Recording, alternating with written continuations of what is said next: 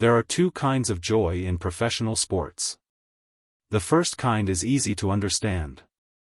It belongs to the person standing on the field. The one wearing the winning uniform.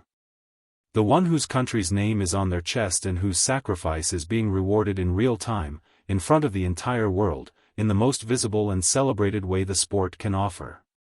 The second kind is harder. Quieter. It belongs to the person watching from somewhere else. The one who wanted to be on that field more than almost anything.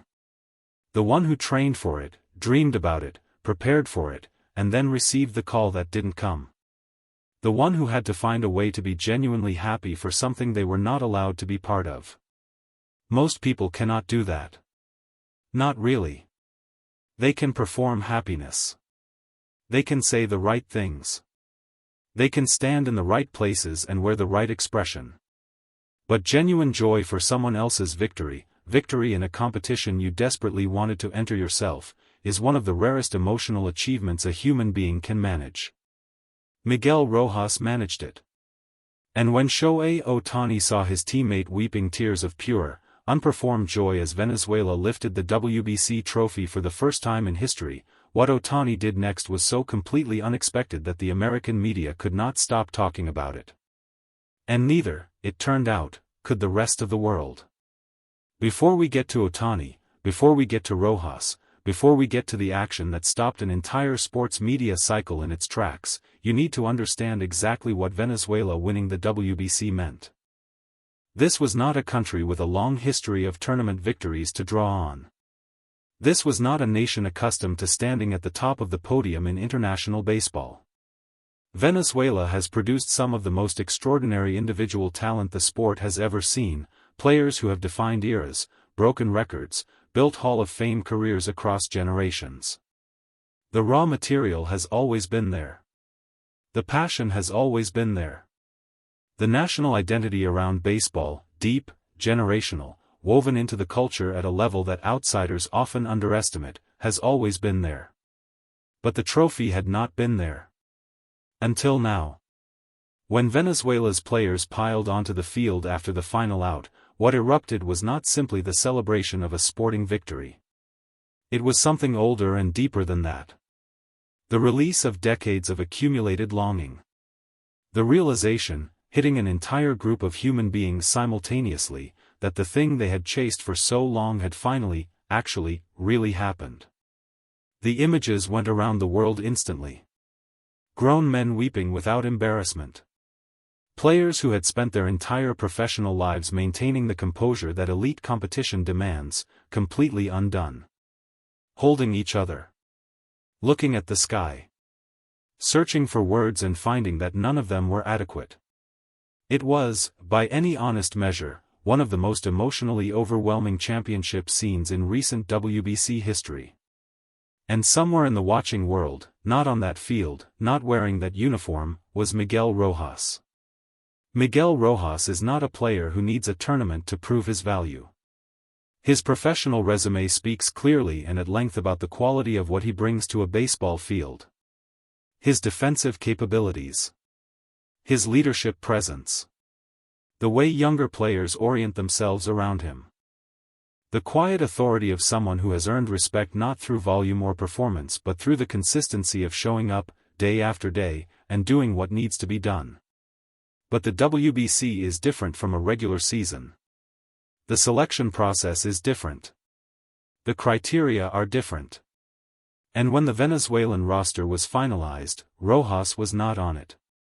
That is a sentence that requires a moment to sit with. Imagine spending your entire athletic life connected to a country through something as fundamental as the sport you play. Imagine the WBC arriving, the tournament your country has been building toward, the tournament that represents everything your baseball culture has been working to achieve at the international level. Imagine being, by any reasonable measure, among the best players your country has produced in your position. And then imagine not being selected. The reasons in these situations are always complicated. Roster construction involves decisions that go beyond individual talent. Matchups. System fits. Tournament-specific considerations that sometimes lead to outcomes that surprise even the most informed observers. The people making these decisions are not careless. They are not indifferent to the human cost of the phone calls they make. But the human cost is real regardless. Rojas received that call. Processed it privately, with the dignity that has always characterized the way he handles difficulty. Showed up to his professional obligations with the same quality and commitment he always brings. And then, when Venezuela took the field in the WBC Final, watched. Most people will never fully understand what it means to watch the moment you wanted to be part of from the outside. The casual fan watches a championship and sees celebration. Sees joy and spectacle and the conclusion of a sporting narrative. It is moving and exciting and worth watching. But it is fundamentally an external experience, something happening over there, to those people, that you can appreciate and admire without it touching anything deep. For Rojas, watching Venezuela win was nothing like that. Every moment of that final carried the full weight of what it might have been. Every Venezuelan pitch, every Venezuelan hit, every crowd reaction and bench celebration and tactical decision, all of it simultaneously joyful and quietly painful in a way that only people who have experienced proximity to greatness without quite reaching it can understand. And yet, and this is the part that matters, Rojas watched with something that the people around him described as genuine emotion. Not performed. Not managed. Not the careful display of appropriate feelings from someone aware of how their reaction will be interpreted. Real feeling. When Venezuela secured the championship, when the final out was recorded and the celebration erupted on the field, Rojas wept. Not quietly. Not privately. With the full, unguarded release of someone who had been carrying something heavy for a long time and had finally been given permission to put it down. Teammates who saw it described a moment of complete authenticity. A person responding to something beautiful with the full honesty of someone who has no energy left for pretending. It was, by every account, deeply moving to witness. And Shohei Ohtani was watching. To understand why what Ohtani did next carried the weight it did, you need to understand the relationship between these two men. On the surface, they are very different. Ohtani, the Japanese two-way phenomenon, the most globally recognizable active player in the sport, the man whose contract rewrote the financial history of professional baseball. Rojas, the Venezuelan veteran, the defensive anchor, the quiet leader whose contributions show up most clearly to people who understand the game at a level beyond highlight reels. Different backgrounds. Different languages. Different trajectories through the sport. Different relationships with public attention and global fame. But inside the Dodgers organization, inside the daily rhythms of a long professional season, something had developed between them that went beyond professional courtesy. People who observed them together described a genuine mutual respect that had been built slowly and deliberately. Ohtani, for all his extraordinary gifts, has always been described by teammates as someone who pays attention to the people around him. Who does not exist inside a bubble of self-importance. Who notices things, small things, human things, that players of his stature are often too distracted or too insulated to observe. He had noticed Rojas. He had noticed the quality of what Rojas brought to the environment around him. The way he carried himself. The standard he maintained. The leadership he provided without demanding recognition for it.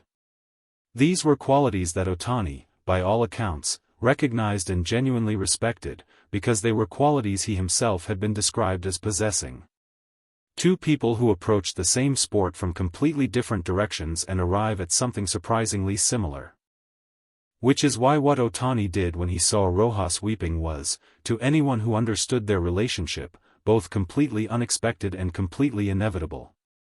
The American media reported it first. Then it spread. The details, as they emerged through multiple sources over the hours that followed, were consistent in their core facts even as different outlets added different layers of texture and context. Ohtani had seen Rojas. Had seen the tears. Had understood immediately, with the kind of emotional intelligence that people who know him well say is one of his least discussed but most significant qualities, exactly what those tears contained. Not just joy. Not just national pride. The full complicated weight of what it meant to feel that joy from the position Rojas was in. To celebrate someone else's championship in a tournament you had wanted to participate in with every part of yourself. And Ohtani crossed the room to him. Not with a speech. Not with a grand gesture designed for cameras or constructed for the narrative that would inevitably be written about this moment. Not with anything that could be accurately described as performance. He simply went to his teammate. Put his hand on him. And stayed there. In a room full of noise and motion and the barely contained emotional energy of a historic sporting moment, Ohtani created a pocket of stillness around Rojas. A space that said, without words, I see you. Not just the celebration. Not just the joy. All of it. The part that is complicated and the part that is pure and everything in between. I see all of it. And I am here. The American media, when this account reached them, went quiet for a moment before the reaction began. The flood of emotional responses that followed the media report was not simply about the gesture itself. It was about what the gesture revealed. American sports culture has a complicated relationship with emotional authenticity from its elite athletes. There is enormous appetite for it, for the moments when the carefully constructed public persona cracks open and something real emerges. But there is also, always, the suspicion that what looks real has been calculated. That the tears and the embraces and the locker room moments have been evaluated by someone for their narrative value before they are allowed to reach the public. This suspicion is not unfounded. The machinery of modern sports celebrity is sophisticated and deliberate. The moments that reach the public have often been filtered through layers of management and consideration that make genuine spontaneity rare. What made the Ohtani and Rojas moment cut through all of that was the complete absence of any obvious benefit to Ohtani. This was not a moment that served his brand. It was not a moment that added to his legend in the conventional athletic sense. It was not a story about his performance or his records or his historical significance in the sport. It was a story about one person noticing another person's pain inside their joy, and choosing, quietly and without audience, to acknowledge it. The American public responded to it with a flood of emotion precisely because it felt like something that had not been constructed for them. Something that had happened and then been witnessed and reported, rather than something that had been designed to be witnessed and reported. One commentator wrote simply, "This is what actual human decency looks like." Another said, "The more you learn about Ohtani as a person, the more the baseball becomes almost secondary." When Rojas was asked about the moment, when the reporters found him and the cameras arrived and the question was put to him directly, his response added another layer to a story that was already almost too human to contain. He did not deflect. He did not minimize. He did not reach for the safe, managed language that athletes are trained to deploy when questions get too personal. He simply told the truth. He said that watching Venezuela win was one of the most emotional experiences of his professional life. That the pride he felt for his country, for his teammates on that national team, for the generations of Venezuelan baseball that had built toward this moment, was real and overwhelming and unlike anything he had felt before in the sport. And then he talked about Ohtani. He said that what Ohtani did, the quiet crossing of the room, the hand, the staying, meant more to him than he had words to properly express. Not because it was grand. Not because it was spectacular. But because it was seen. Because in a room full of people processing a historic sporting event, one person had looked past the event and looked directly at him. At the full complicated truth of what he was feeling. And had decided that truth deserved company. Rojas, a veteran of many years in professional baseball, a man who has navigated the emotional landscape of elite sport across franchises and seasons and all the accumulated experience that a long career provides, said he had never had a teammate do something like that for him before. The reporters in the room, by multiple accounts, did not immediately ask the next question. They needed a moment. There is a version of Shohei Ohtani that the world has been building in its collective imagination for years. It is a version constructed from statistics and contract figures and highlight reels and the sheer historical improbability of what he does on a baseball field. It is a version defined by superlatives and records and the kind of performance-based vocabulary that sports media reaches for when it encounters something it does not fully have language for. That version is real. The numbers are real. The achievements are real. The historical significance is real. But it is not the complete version. The complete version is the one that walked across a room to a teammate who was crying tears made of joy and grief and national pride and personal disappointment all at once, and simply stayed there. Without agenda. Without performance. Without any calculation about how the moment would eventually be interpreted. People who have been around Ohtani consistently describe this quality, the attentiveness, the genuine noticing of the people around him, the willingness to be present for someone else's emotional reality without making it about himself, as the thing that surprises them most. Because it is the thing that is hardest to reconcile with the scale of what he has achieved. Extreme success in professional sport has a gravitational pull toward self-centeredness. Not because the people who achieve it are bad people. But because the entire apparatus of elite athletic achievement, the coaching, the training, the preparation, the media, the contracts, the public attention, is oriented around the individual. Everything points toward you. Everything is organized around your performance, your recovery, your needs, your outcomes. Surviving that without losing the ability to genuinely see other people is not simple. Ohtani has survived it. The moment with Rojas is the proof. When the American media published the account of what Ohtani had done, the response was immediate and it was global. Social media carried it in every language. Sports journalists who cover different beats, who do not normally write about baseball, who had no particular investment in the WBC or its outcome, found themselves sharing it because it was simply, undeniably, a story about something true. Comment sections, which are not typically environments of nuance or emotional generosity, filled with people describing what the story had made them feel. Fans of teams that are not the Dodgers. People from countries where baseball is barely played. People who had never watched a full 9 innings in their lives and did not know the names of the teams or the rules of the tournament. All of them, responding to the same thing. Not the sport. The person. Because in the end, Venezuela's historic championship was about baseball. But what Ohtani did when he saw Rojas cry was about something that requires no knowledge of baseball to understand.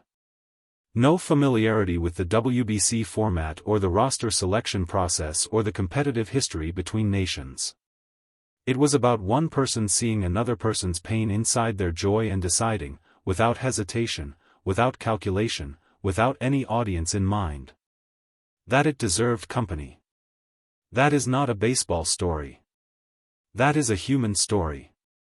And that is exactly why, when the American media reported it, the flood of emotional responses did not stop. It is still going.